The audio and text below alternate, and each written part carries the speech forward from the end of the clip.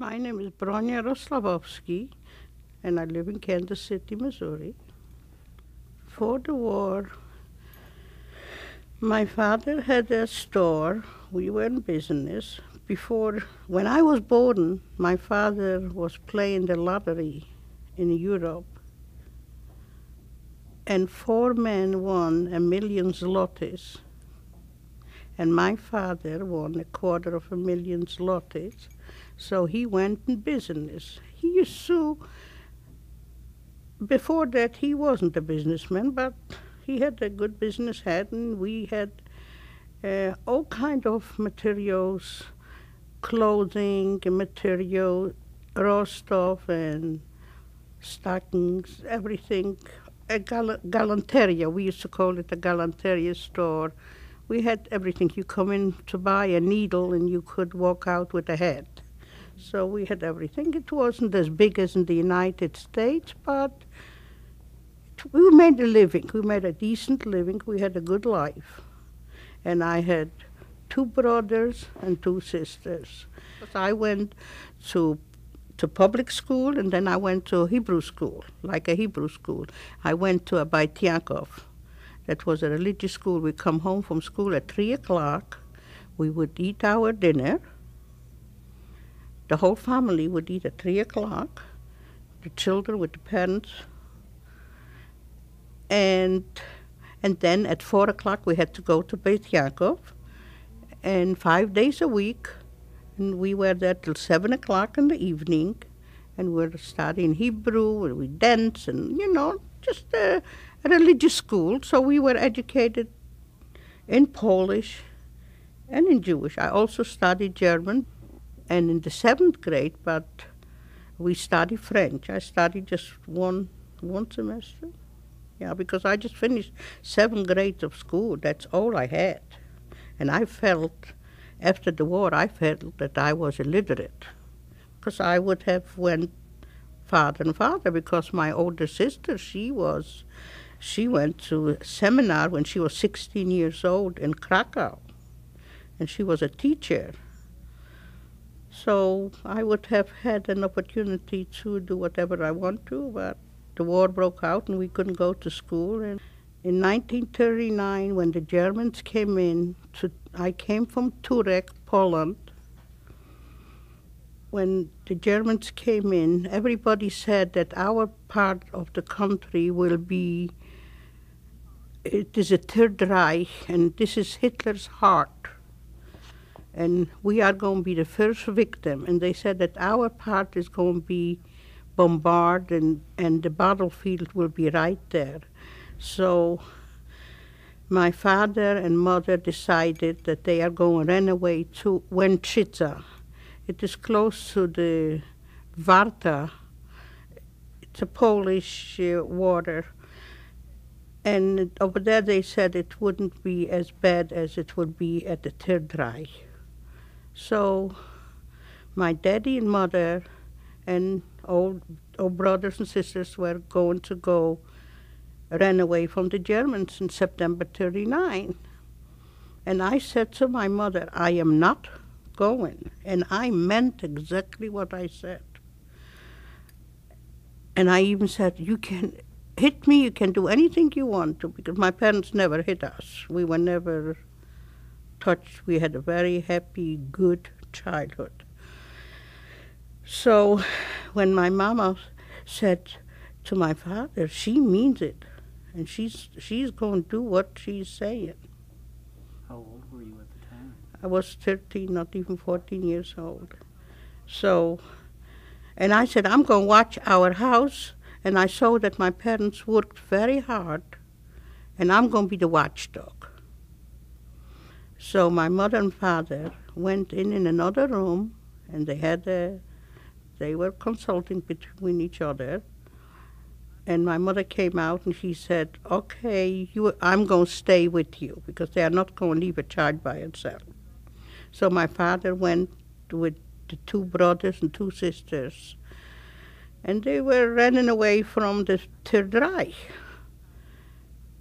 But I saw how the war started, because I was right home when in in September the 3rd or 4th, the Germans came into our town, and the Polish people tore up the white sheets, and they hanged out flags, white flags, and when a person hangs out a white flag, that means that they are giving up, they are not going fight against them. And they shot 3 times in the air. The Germans shot 3 times in the air, and the Polish people hanged out the flags, and they didn't bombard our town at all. They didn't touch it. And then the soldiers marched in, and I watched them. You know, a kid, what soldier march, you march. I didn't know anything about the war or anything. So after a few weeks, my father and the brothers and sisters came back, and they told us that they were throwing bombs. The Nazis were throwing bombs from the airplanes on the civilian population, and the bombs weren't just lots of people got killed, but we were fortunate nobody got killed. My father came back maybe 2-3 weeks, something like that. And the family was again together. It was a wonderful feeling when the family was together. My mother hired a teacher because we were not allowed to go to school. So my parents were pretty well off, and we were not wealthy in no way, but we had enough. And she hired a teacher, so she would come in our house and teach the children, because we needed education. Because Mother always used to say, people can take property away from you, people can take money away from you, people can take gold away from you, but what you have in your head, no one can take it away from you unless you die. What did we do? We studied with the teacher. All the children were sitting there. She was teaching us German and geometry and chemistry, all kind of subjects what we needed to know. But unfortunately, it didn't take very long. A Nazi came in, and my father had a little goatee. And that Nazi came in, and he put his hand on the table and took a candlestick and made my father sit down right next to him. And he was going to burn off my father's beard. And I was playing outside, but I saw some commotion going on in our house, so I ran in the house. And I saw my mother and my father and my sisters and brothers staying and crying. And that man had the candlestick in his hand. And I said, and what did I do? I came in from playing, and I said, this is my father. And I pushed his hand away from the table and blowed out the candle. And I said, this is my father. You cannot do that. Human beings don't do things like that to other human beings. And the man was real tall. He was 6 feet 4 or 5. And he gave me a very dirty look, and he walked out and didn't do nothing to my daddy. So it didn't take very long. Our picnic wasn't very long to be home in our own home. After a few weeks, they ran us out from our own home. We had our own house, a brick house, a nice house. They came in, and they put us in a ghetto. The ghetto was, the street was, we used to call it the Breite Gas, the White Street. Most Jewish people lived there, and the synagogues were there, and all the people, most Jewish people lived in that neighborhood. So they put all the Jewish people there. We'd never lived in that street. We lived out of the skirts of the town. We lived with all kind of people. And in 1940, They ran us out from the ghetto. In the ghetto, we had barbed wires, and they got all the Jewish people in that ghetto. And maybe 10 people lived in one little room. But as long as the family was together, we did not care. We didn't have enough to eat. This didn't matter. Whatever we had, we all shared together.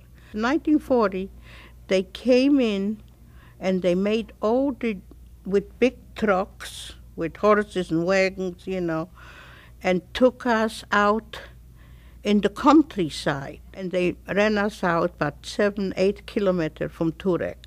And they called it Heidemühle. This was not barbed wire, but it was a big piece of ground, and they gave us little houses, like little shacks. They were lime houses, made from lime. And they said, you have to grow your own vegetables, and you have to produce whatever you are going to eat, you have to produce yourself. So we worked the soil, we growed green stuff, like cabbage and carrots and beets and all kind of things. And another person would grow something else, so we would exchange for one another. It was not so bad. But when we were in Heidemühle, a few weeks, they started taking out one person from each family. So they took my older sister. I was too young, and they took my older sister. And at that time, you could exchange a head for a head. I said to my mother, Mama, I'm not going to let my sister, her name was Anna, I'm not going to let her go to camp. She's not going to live 2 weeks there. I'm going to go for her. My mother said, it is her destination. You shouldn't do that. I said, no, Mama, I love my older sister. I'm going for her to camp because she's not going to survive. Well, what can a mother do? I made up my mind. I packed up my backpack, and I went in, and there was a desk, and that woman was writing down the names who is there and who is going out. So I went in, and I said, they called out my sister, Anya Kibel. You come out, your sister wants to replace you. And I gave my life for my sister. Unfortunately, she's not alive, but I am alive. So pretty soon they took us, we were about 250 people. They took me to Wrocław. We walked maybe 7-8 kilometers from Wrocław. They took us to Gnojno. In Gnojno they put us in a barn, and there was straw. And we slept on straw, no sheets, nothing. And we walked every morning, we walked to Kruszwitz, and we worked in the canals, in the waters, and we cleaned. We had big rakes, and we were cleaning the water, taking off the scum from the water. And if the assessment didn't like it, he made you go in the water, you were barefooted, and it was cold, bitter cold. I was in Gnojno till 1943. And they made us pack up what we had. They took us to Auschwitz. They took us on big trucks, and then they took us to the train station. And the train station has it wasn't the trains where passengers are in. It was kettle, where the kettles are in. They put all the people, and there was little windows with little crate, covered, very small. When they took us to the train station, and I saw they putting us in those kettle trains, I said, it is a disaster. So we went in the train, and we didn't have any seats. We were sitting on the floor. And there were little children and old people. For 3 days and 3 nights, the train went like that, back and forth, and back and forth. Little children were crying and screaming. They didn't give you nothing to eat. They didn't give you nothing to drink. People were defecating. People were vomiting. People were dying. And finally we arrived to Auschwitz. When we arrived to Auschwitz, there was that assessment with the big gun. And he started saying, "Raus, raus, raus, raus." That means, get out, get out, get out, get out. And if you didn't walk this real fast, he took that gun and hit you. And if you didn't move faster, he took the gun and just shot you right in front of everybody's eyes. It was horrible.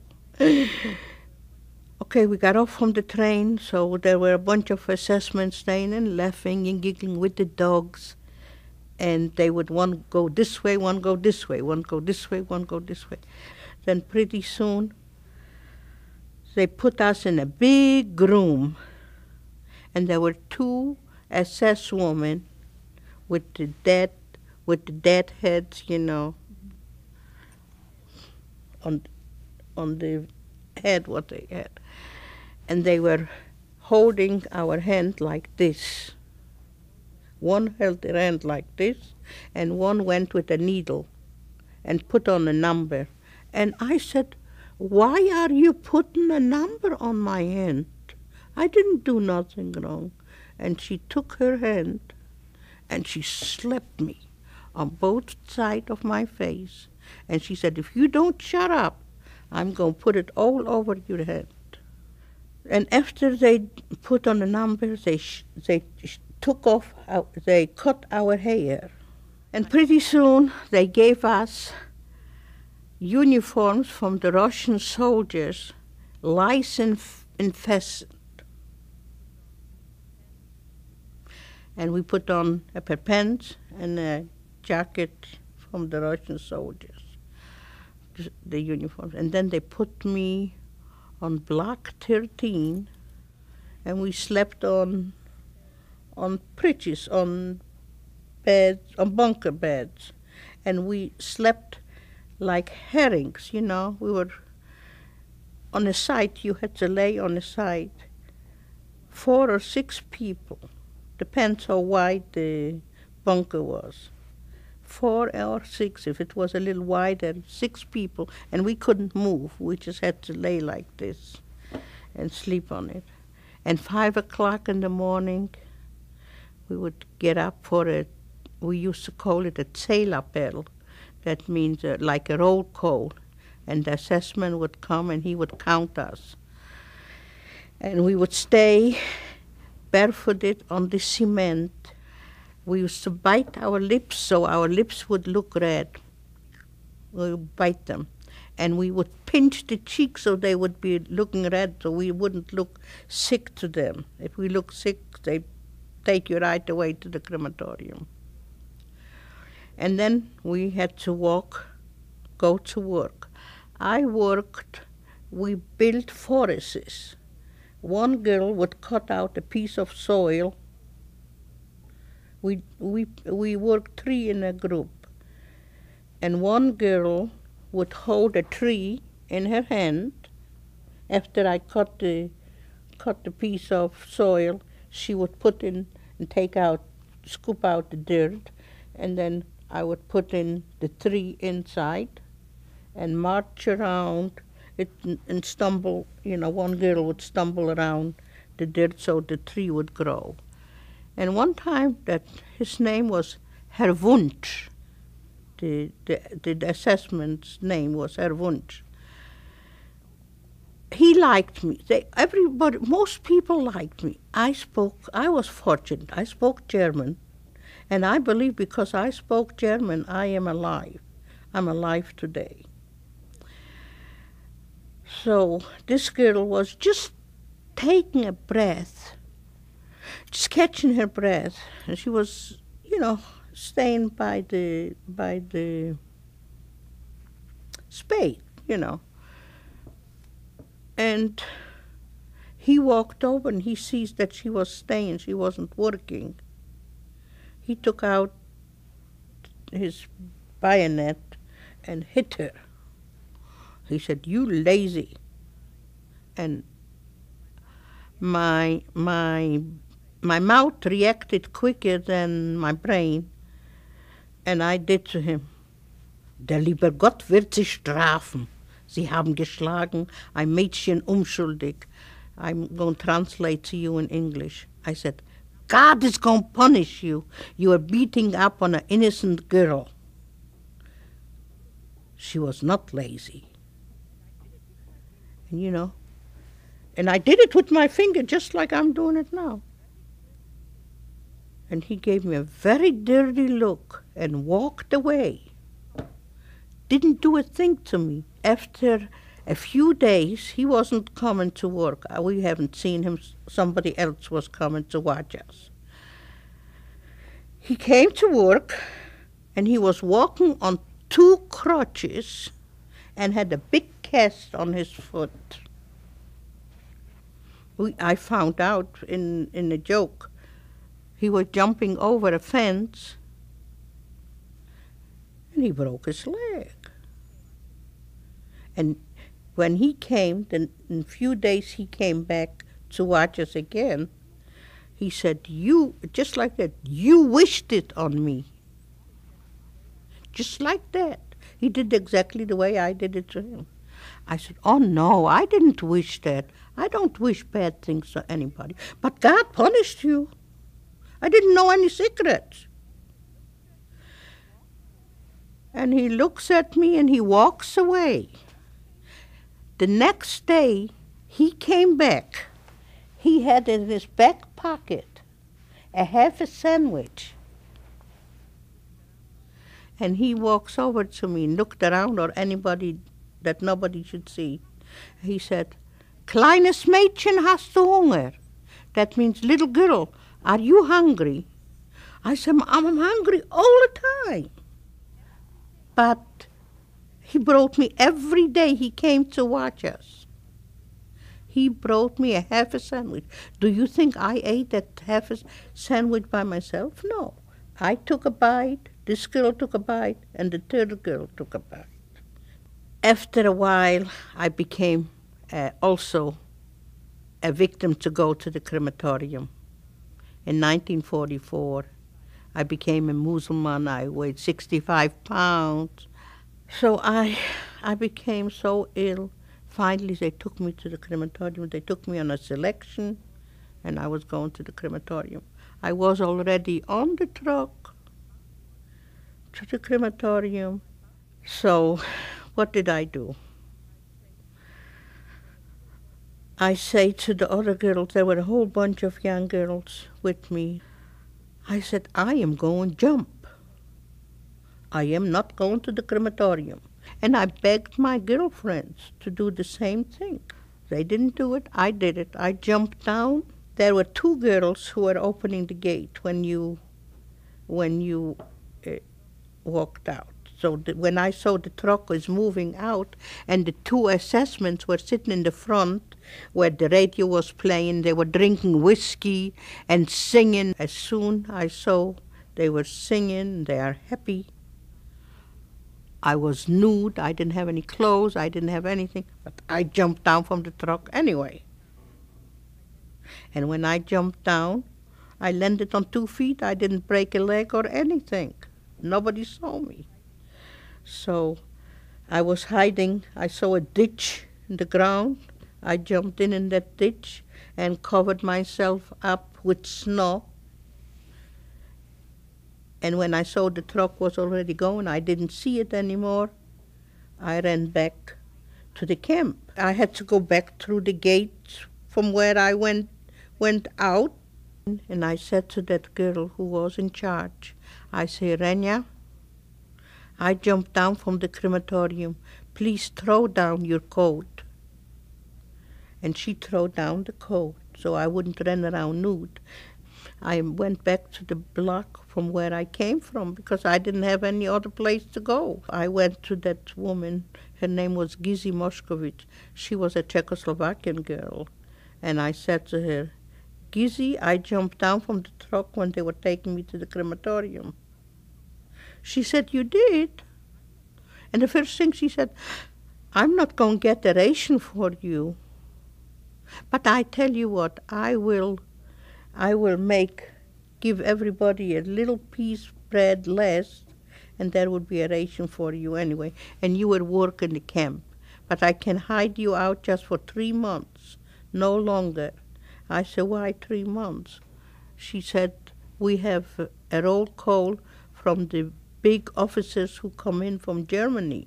And when they came to the camp, they took out a bayonet, and they would put this through the mattresses. We were sleeping on straw mattresses, but not on everyone, or somebody is not hiding, see. So she explained to me, so she cannot keep me because they can take her, they can kill her, and they will kill me, and she has 2 sisters and cousins. So I said, Gizi, that will be fine, 3 months, instead of being 3 months burned in the crematorium, being ashes, let me live 3 more months. So Gizi Moshkovich, the woman who was in charge of the block, took me to the gate also, to the same gate where you have to come in and go out. So I stood up in attention. Prisoner 57365 jumped down from the crematorium. And he looked at me up and down. And he took his ugly hand to my face and knocked me down, and I fell down on the cement. And he walked over and stepped all over my body. And he said, I'm going to let you live. But I still wanted to escape from Auschwitz. One time, I was in that toilet. I saw a man, a civilian man, coming in to pick out 200 people to go to Germany, to work in a Telefunken factory. When I saw he's picking out people, and so go this way, go this way, go this way. So I walked over to him. I figured I speak German. I can speak just as good as he does. I walked over to him, and I said to him, ach, I would love to go to Germany.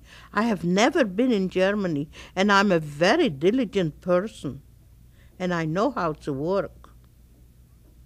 So he made with his finger like that. So they took us to Telefunken. I worked in Reichenbach. There was a big factory. And then from Reichenbach, they took us on a dead march. This was called a dead march. They took 12,000 young women, and we walked miles and miles. And when the night came, they put us in barns. They came with a train, with an open train. The wagons were open, and they were taking us to different places. And finally they took us to Salzwedel. And Salzwedel let us in, and I was liberated in Salzwedel. In Salzwedel, in April the 14th or 15th of April, the Americans came in, and this was a beautiful day in my life, when the Americans came in and liberated us. So when the Americans came in, they sprayed us with, like you'd spray for bugs, DDT. What do you call it, DDT? Mm-hmm. They sprayed us. They gave us clean clothes. They burned the barracks. They took us out from the barracks. They put us in barracks where the soldiers lived. They gave us to eat. They told us not to eat too much. very careful. And there it was a captain. He was standing. We took out a table, and he was standing. And he said, "You're free. We didn't take the town of Southsville. You're free. You're going to be back to be human beings like you were before. Don't worry. We are going to help you." That was the most prettiest day I have ever in my life seen. My happiest day. And then they said, "You can go wherever you want to." After a while, not right away. They said, "You can go wherever you want to." I said, "I'm not going back to Poland. It's too many pain for me. I don't want to be in Europe ever." I said to the American people, "I lost everybody. You are my father, and you are my mother, and you are everybody I have in the whole world. And wherever you will go, I will go with you." And the Americans took me, and we went to Braunschweig. And in Braunschweig, we went in, was some kind of a camp, a DP camp. But I didn't stay in the DP camp. In the DP camp, I wanted to learn something. I was useful to the Americans. I learned how to type. I worked always in the office, did something. And I was willing to learn. I went to school and I studied. I wanted to become a nurse. Then in 1947, I got married. In 1947, we came to the United States.